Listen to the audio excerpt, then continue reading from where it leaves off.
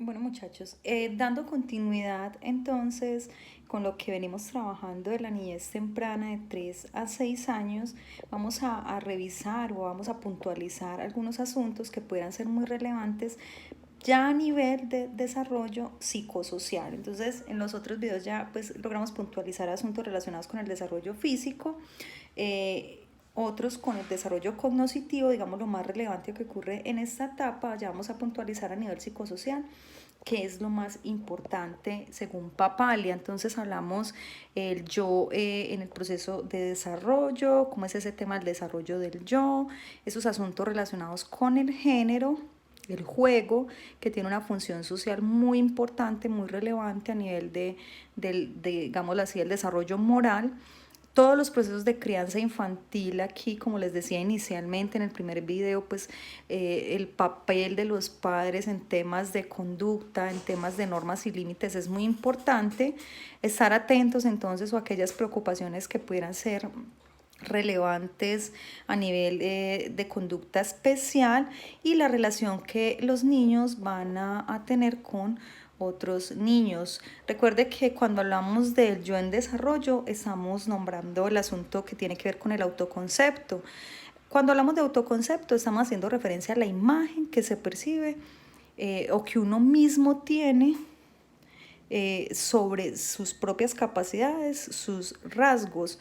Una definición pudiera ser construcción cognitiva o sistema de representaciones descriptivas y evaluativas del yo. Entonces, ese yo en desarrollo, ese asunto del desarrollo del yo, nos va a permitir identificar en este momento de la vida en los niños esa manera como, pues, como piensan y como se ven a sí mismos, esa formación de esos autoesquemas, específicamente el autoconcepto, es muy relevante y allí la familia y allí la sociedad y el colegio y los profesores, los tíos, a todas las personas que tengan que ver con ese niño van a jugar un papel muy importante porque él está en ese proceso de construcción individual y personal, o sea, interna, pero esa construcción se va a dar a partir de lo que las demás personas digan, que cuántas veces sea o no felicitado,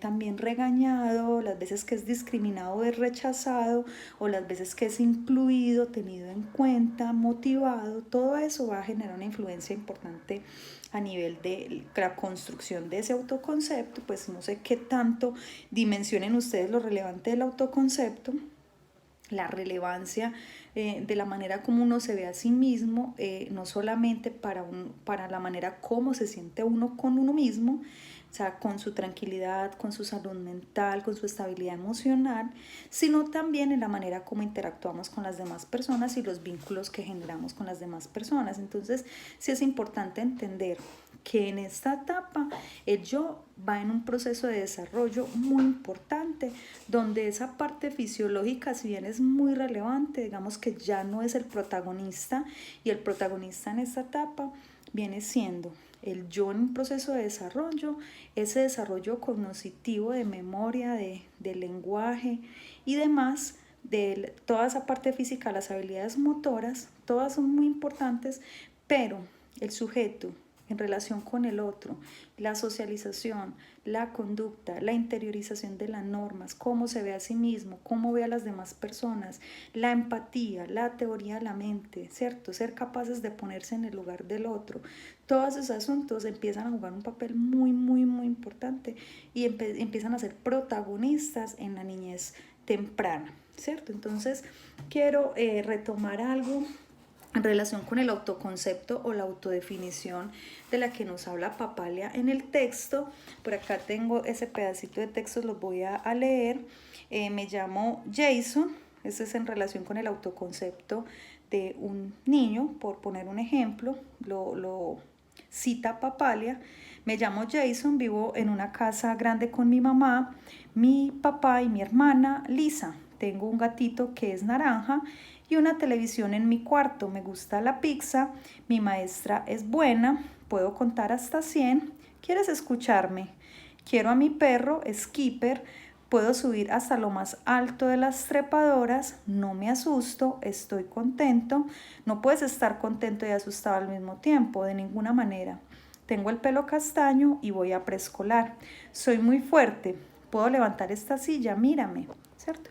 Esto es un ejemplo, algo que retoma Papale, quería pues como compartírselos en este video, donde nos está contando precisamente un niño en esta etapa de niñez temprana, cómo se ve a sí mismo, ¿cierto? Entonces nos dice pues que en todo caso su pensamiento es muy básico, ¿cierto?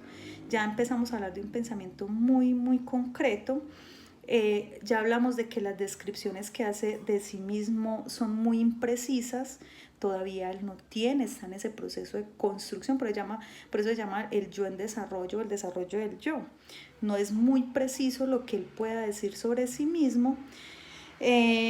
Digámoslo así, esa autodescripción es todavía muy utópica, muy ilusoria, y suelen ser muy positivas, ¿cierto? No se ven a sí mismos negativos, digamos que lo general. Ahora, si la familia pues todo el tiempo le está recordando y le está diciendo o le está reforzando lo malo que es, lo inadecuado que es, pues obviamente ese autoconcepto va a cambiar. Pero digamos que lo general, lo normal y lo esperado es que ellos tengan esa tendencia a verse a sí mismos como muy positivos, muy buenos, muy adecuados, ¿cierto? Y todavía les cuesta mucho comprender esas emociones, piensan que no es posible que hayan emoción, como que una persona experimente dos emociones al mismo tiempo, piensan que si pudieran ser contradictorias, no las concibe, por eso pues en ese relato, y empieza pues como a decir como que me estoy sintiendo contento o no me asusto, estoy contento, y pues nombra que uno no puede estar contento y asustado al mismo tiempo. Es por eso, porque les cuesta reconocer que una persona experimenta varias emociones, sobre todo contradictorias al mismo tiempo. Y por allá a la edad de los 7 años nos dice Papale pues que se espera que el niño ya sea, digámoslo así, mejor esa capacidad en términos de autoconcepto, de autocrítica, y que ya sean capaces de ver, digámoslo así, en mejor medida o con mayor realidad esas cosas que también les falta por mejorar, y baja un poquito esa perspectiva como tan ilusoria de lo bellos y lo bonito que son. Insisto que estamos hablando desde una perspectiva muy desde lo normal o lo esperado para la etapa. Obviamente ese desarrollo del yo, como lo he nombrado en repetidas ocasiones, va a tener un impacto muy significativo en la manera como los cuidadores, los padres, digámoslo así, lo acompañan, lo que le digan o lo que también le dejen de decir. Digamos que a los 4 años se dan unas representaciones simples, unas declaraciones unidimensionales, todavía no diferencian muy bien su yo real de su yo ideal. Ya entre los 5 y los 6 años se da algo que se conoce como mapeos representacionales, donde hacen conexiones lógicas entre un aspecto de sí mismo y otro, aún piensan en sí mismos en términos de todo o nada, ¿sí? Y ya pasa a los sistemas representacionales, donde en esa parte de la niñez media ya tiene una visión un poco más equilibrada y realista, que es pues básicamente lo que les acabo de decir. El tema de la autoestima, muy importante, tiene que ver con ese afecto, esos sentimientos, digámoslo así, positivos o favorables que pudieran tener sobre sí mismos. Evalúa el autoconcepto, juicio que hacen los niños y las niñas acerca de su propio valor, depende de su capacidad cognitiva para describirse y definirse. Suelen entonces definirse en términos de que si son niños buenos o son niños malos, pero lo que se está reflejando aquí en esta autoestima es precisamente la aprobación o desaprobación de los adultos. Los niños pequeños sobreestiman de manera desmedida sus capacidades, lo que estamos hablando ahorita. Entre más pequeño es, cree que hace muchas cosas, como este niño del ejemplo, que son muy fuertes, que son muy poderosos, que son capaces de hacer muchas cosas, ¿cierto? Y pues ilusorio, como le estamos nombrando ahorita. La idea es que a los 7 años esa autocrítica pues mejore y que ellos sean capaces de verse de manera mucho más realista. Una autoestima elevada pues va a traernos como consecuencia una motivación al logro, y la autoestima pues depende del éxito. Si dependiera del éxito tienden a desmoralizarse cuando fracasan. Entonces es importante allí pues puntualizar que el tema de la autoestima tiene que ir mucho más allá, tiene que ser capaz de trascender el hecho de que ellos son buenos niños en la medida en que les va bien, en la medida en que hacen las tareas, en la medida en que cumplen con todo. Entonces los papás le dicen que es un buen niño, entonces él cree que él es un buen niño, condicionando su conducta a su autoestima. Listo, eso, digámoslo así, suele pasar. Suele pasar que los papás entonces empiecen a condicionar el afecto y empiecen a condicionar ese desarrollo del yo a la conducta de los niños. Suele pasar, y el hecho de que suele pasar no quiere decir que sea favorable. Lo ideal es que no se le condicione el afecto a los niños. Lo ideal es que no se les diga a los niños que ellos son buenos o que son inteligentes o que son maravillosos o que tienen bonitos valores o que son personas agradables solamente porque tengan buenas conductas. Lo mismo que con la condición del afecto. Entonces yo te quiero, yo te amo porque te manejas bien, y como te manejaste mal entonces no te quiero. Yo pienso que es muy importante que los padres hagan una diferenciación de estos procesos y que logren entender que la autoestima de los niños no puede estar sustentada en términos de éxito o fracaso, en términos de si gana exámenes, si le va bien en el colegio, entonces él es bueno, ¿cierto? Y se debe de querer. Y si le va mal, si no comprendió esto, si no hizo esto, si se equivocó, si falló, si tuvo una conducta inadecuada, entonces que la autoestima de ellos entonces vaya en pique y que ellos sientan que son menos, que valen menos o que no sirven porque se equivocaron. Entonces, ¿qué deben de hacer los padres en ese sentido? Diferenciar la conducta de los afectos, tanto el afecto de los padres como el afecto a sí mismo, ¿cierto? Es decir, una cosa es que falla a nivel conductual y otra cosa es que eso indique que él es inadecuado o que él es malo, ¿sí? Hay que diferenciar eso. Lo mismo con el afecto. Una cosa es que ellos tengan una conducta inadecuada y otra cosa es que usted le diga que a raíz de esa conducta inadecuada entonces ya no lo quiere, ¿cierto? Ese tema es bastante complejo porque los papás pues en medio de querer que ellos cambien algunas conductas les condicionan el afecto, pero la consecuencia a mediano y largo plazo para ellos es que piensen que para poder que los quieran tienen que actuar de determinada manera. O sea, que el hecho de ellos ser humano y el hecho de ellos ser lo que son no es suficiente para ser merecedores de amor ni para considerarse adecuados, sino que va a depender de lo que el otro quiera ver en mi conducta. Entonces, es muy importante diferenciar el afecto, el amor de la conducta. Entonces, se manejó mal. Hijo, te manejaste mal, esto trae un castigo, esto trae una consecuencia, yo te amo y como te amo o como te quiero tanto, pues este va a ser el castigo que va a tener. O sea, no tiene nada que ver ahí el amor no se le va a condicionar el amor con la conducta. Si se manejó mal, entonces ya no lo quiero, no. Yo sí te amo, yo sí te quiero, pero lo que no quiero es esa conducta inadecuada que estás presentando. Obviamente pues se encontrarán otras maneras de decirle, y la consecuencia por esa conducta es esta, que se le explique, ¿cierto? Que no se negocia, se explica, se le cuenta. Después de que se le pasa la rabia y la pataleta, se le cuenta por qué se procedió de esa manera y que entienda que el afecto allí no se va a ver afectado por el hecho de que tenga una conducta inadecuada. En ese mismo proceso del desarrollo del yo hablamos de la regulación de las emociones. Ya el niño debería estar en este momento un poco en la capacidad de comprender y de regular esos sentimientos. Entonces es un tema complejo porque ahí los niños empiezan a decir te odio, mamá mala, papá mala, y salen mucho con esos temas de me quiero morir, ¿cierto?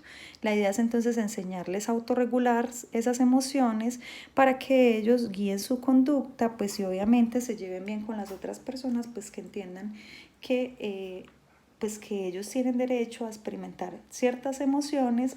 Lo que no tienen derecho es pues afectar a otras personas con esas emociones, hacerle daño a otras personas. Digamos que tengo mucha rabia, tengo mucha frustración, entonces voy a desquitarme con el otro. No, enseñarle a que tiene derecho a sentir sus emociones, que además son naturales. Las emociones primarias son básicas, son de supervivencia, y que hace parte de la formación en inteligencia emocional enseñarle a los niños a reconocer sus emociones, a aceptar sus emociones, a vivir sus emociones, a nombrar sus emociones, pero también que las deben de aprender a regular, a controlar, y no pues causarle daño a otras personas a raíz de eso. Entonces es muy importante todo el tema de la autorregulación. Aquí aparece, digamos, otros conceptos en esta etapa, en esta edad. La culpa, la vergüenza, el orgullo se desarrollan a los 3 añitos gracias a que ellos ya tienen una mayor conciencia de sí y que ya están en ese proceso de aceptación de normas de comportamiento. Entonces la idea es que ellos se equivocan y pues digamos que lo normal es que ellos empiecen a sentir culpa, vergüenza y orgullo. Deberían sentirlos. Si no ocurre esto, entonces algo está pasando con las emociones y con también a nivel de desarrollo, digámoslo así, pudiéramos pensar a nivel cerebral de ese niño, y también pues una influencia importante a nivel cultural y contextual pues en esa regulación emocional. Recordemos que en esta etapa Erikson ya nos habla a nivel psicosocial de que se está vivenciando la etapa iniciativa versus culpa. Y la virtud que se espera lograr en esta etapa es la búsqueda de metas sin inhibirse demasiado por la culpa del castigo. Entonces ellos pues van a estar en este momento, en iniciativa versus culpa, digamos que en esa lucha entre tomo la iniciativa y hago muchas de las cosas que quisiera hacer porque ya soy más independiente y lo puedo hacer, ¿cierto? Pero ¿hasta qué punto lo hago? ¿Cierto?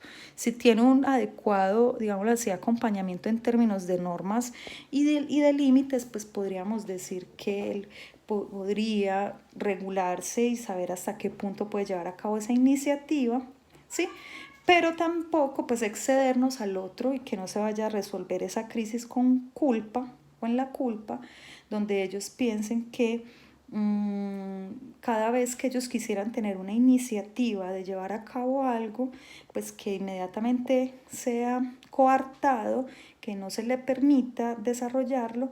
Por lo tanto, pues eso va a traer obviamente un castigo, y si es constante y repetitivo, pues se va a inhibir de querer llevar a cabo esas iniciativas y de pronto se pudiera dejar llevar más por la culpa o por ese temor al castigo.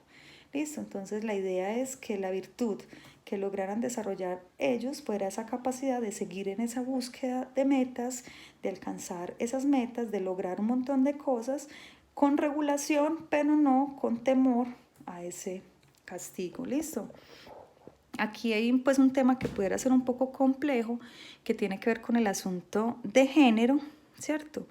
El género, entonces estamos hablando de esa conciencia en términos de feminidad y masculinidad, esas diferencias de género, digámoslo así, el desempeño motor puede ser superior en niños, digamos que a nivel de cognición no hay muchas diferencias.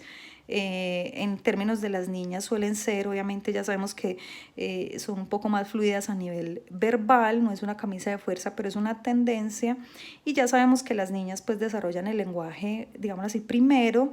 Las niñas también dice que pues el cálculo matemático sobresale en ellas, y la memoria en la localización de los objetos también.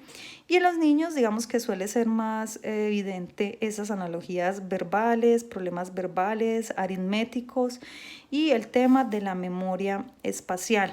Ese tema de la identidad de género, entonces aparece ya lo que es el rol de género,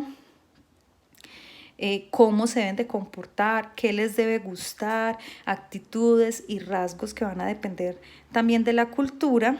Tipificación de género, que es esa parte de la socialización desde temprana edad para aprender, entre comillas, los roles apropiados, es decir, lo que debe ser una niña y lo que debe de hacer un niño, pero también hay unos asuntos relacionados con el estereotipo de género, donde hay unas generalizaciones sobre el comportamiento masculino o femenino. Entonces yo pienso que es un tema un poco complejo pensar, y sobre todo actualmente pensar en ese tema de la identidad de género. Ahora hay muchas personas que piensan que los juguetes, ni la ropa, ni los colores deberían ser exclusivos de un género u otro. Sin embargo, podríamos anotar que en este momento de la vida empiezan esas cosas simples a generar unas diferenciaciones, no solamente a nivel físico, sino también a nivel de gustos y a nivel de intereses, lo que la tendencia o esa identificación con entre las niñas entre sí, los niños entre sí, y eso que prefieren jugar y que prefieren hacer los niños, y eso que prefieren jugar y prefieren hacer las niñas. Entonces empieza a ser un poco complejo, sobre todo cuando vienen las madres modernas y dicen, no, es que los carritos no son solamente para los niños, las muñecas no son solamente para las niñas.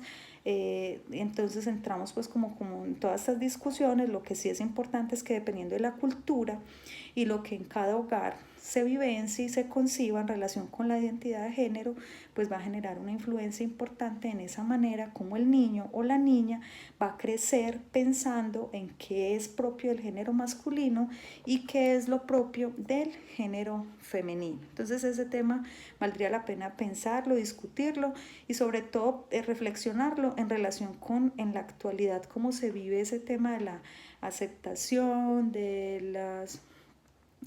los LGBTIQ, todo ese asunto, cómo se concibe, y pues desde lo que nos interesa es de qué manera se deberían educar a los niños en relación con esta perspectiva de género. Esa es una reflexión que me gustaría que ustedes pudieran realizar. El tema del juego, bastante importante.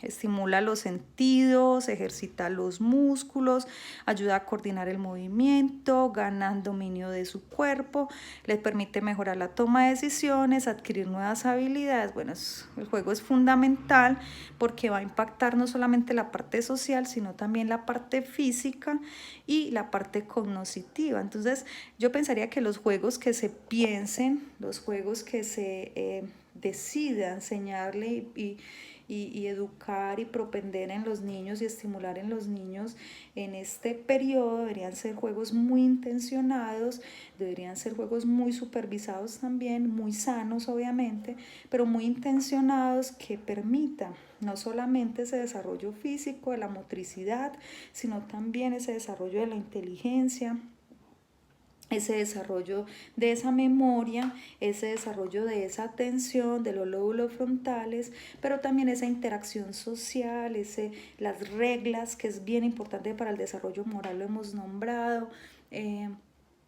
Saber que todos pues tienen unas reglas, que el ganador es el que hace esto, lo otro, pero que si no se cumple con las reglas no debe participar en el juego. Bueno, todas esas cosas pienso que van a generar un impacto muy positivo. Aquí nos hablan de diferentes tipos de juego: el juego funcional con movimientos musculares repetidos, el juego constructivo cuando se utilizan varios objetos para construir o armar algo, el juego dramático donde pues obviamente viene la función simbólica ya jugar un papel muy importante, donde están imitando digamos algún rol del adulto. Allí ellos pueden jugar pretendiendo ser bomberos, pretendiendo ser princesas, pretendiendo ser médicos. Bueno, ellos empiezan a jugar con esos roles donde van a combinar esa cognición, las emociones, el lenguaje, esa parte sensoriomotora, esa parte de los amigos imaginarios, que no hemos hablado de eso, y el juego formal con reglas, pues también nos habla de esos juegos organizados con procedimientos y castigos conocidos. Entonces, esa parte del juego tiene una importancia a nivel de desarrollo social, pues ayuda a practicar esas habilidades interpersonales del lenguaje, explorar esos roles, esas convenciones sociales, esa capacidad que pueda tener el niño desde ya resolver conflictos o que las vaya a ir adquiriendo, la planificación, búsqueda de metas conjuntas, del trabajo en equipo, también comprender el punto de vista de otras personas y construir una imagen del mundo social. Entonces ya se dan cuenta que el juego, mejor dicho, tiene un papel supremamente relevante en esta etapa de la vida. Saben entonces que aquí en esta etapa ya debería empezar a desaparecer ese amigo imaginario. Eso es muy importante, esa etapa, digamos que ellos ya desde esos 3 añitos empiezan con por ese egocentrismo y demás, a pensar, a jugar consigo mismos y no sé qué. Pero finalizando esta etapa ya deberían estar superando ese tema del amigo imaginario, deberían estar superando esa parte egocéntrica y empezar a interesarse un poco más por esa interacción social, y digamos que esos juegos van a jugar un papel muy importante allí.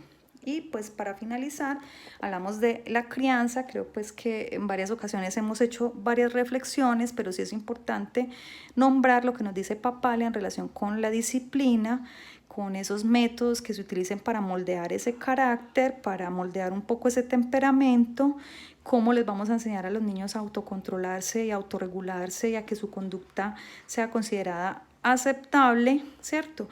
Como si vamos a utilizar, por ejemplo, técnicas conductistas, cómo vamos a reforzar esa conducta que queremos que aparezca, o cómo vamos a castigar, es decir, sancionar esa conducta. No estamos hablando de maltrato físico, nada que tenga que ver con eso, pero sí es muy importante. Aquí nos dan pues como 3 maneras que hay de crianza: el razonamiento inductivo, donde se sienta con el niño y se le explica qué pasó, por qué es inadecuado y demás. La afirmación del poder pudiera ser otro estilo, donde el padre de alguna manera se mantiene una posición de autoridad y no la negocia. Y hay personas entonces que hacen uso del retiro del amor, del retiro del afecto, como una manera de hacer sentir su desacuerdo con esa conducta, pues, y dependiendo del manejo que le den a ese retiro de afecto, pudiera ser o no efectivo. En estos estilos de crianza podemos decir que existen, se reconocen algunos. Papalia nos habla de 4: está el autoritario, está el permisivo, el autoritativo, que también se conoce como democrático, o el negligente, pues que es descuidado o que no se involucra, simplemente no le interesa. Es importante que reconozcamos estos estilos de crianza, ¿cierto? Para identificar, pues de pronto es bueno que se piensen frente a estas definiciones cuál podría ser la más acertada, cuál podría ser el estilo de crianza más acertado o más favorable en el proceso de desarrollo de los niños. Entonces hablan del autoritario, de lo más importante es el control, la obediencia rígida, la norma rígida, y hay un castigo severo si se viola. El contrario, que es permisividad, donde se valora esa autoexpresión y autorregulación, pero bueno, se permite que los niños controlen sus propias actividades. Los niños pudieran ser bastante inmaduros aquí. Son niños a los que se les permite, no se les pone muchas normas, muchos límites, sino que se les permite, digamos, ser y hacer lo que a ellos a bien les parezca. El autoritativo es un estilo más democrático, donde se tiene en cuenta esa individualidad del niño, se respetan sus decisiones, sus intereses, sus opiniones. Sin embargo, es un estilo donde en el momento que debe de ser, se coloca el límite, se coloca la norma, se le enseña que los actos tienen consecuencias, ¿sí? Se le enseña en su momento, en el momento que es, cuáles son esas consecuencias, y se le explica el por qué es tan importante que deje de llevar a cabo esa conducta. Pero se tiene en cuenta, por eso se llama también democrático, porque se tiene en cuenta lo que él piensa y lo que él opine. Allí también se tiene en cuenta, aunque no es determinante para digamos que no es lo más importante lo que ellos tuvieran que opinar allí, pero es tenido en cuenta a la hora de un castigo, también a la hora de un privilegio. Y el descuidado no involucrado, pues estamos hablando de padres que no se enfocan en las necesidades de los niños y de las niñas, básicamente están completamente desinteresados, no les importa mucho ellos qué hacen, cómo lo hacen, poner normas completamente negligentes y desentendidos de la crianza de los niños. Hemos nombrado en algún momento como algunas prácticas de crianza de alto riesgo. Me gustaría entonces que en el encuentro que vamos a tener pudiéramos nombrar y precisar cuáles son esas prácticas de alto riesgo y que ustedes pues obviamente las analicen y revisen qué tan de acuerdo estamos con esto o no, y obviamente qué utilidad le podemos dar a esta información en términos de la promoción y la prevención en la salud mental de los niños y su proceso de desarrollo. Listo.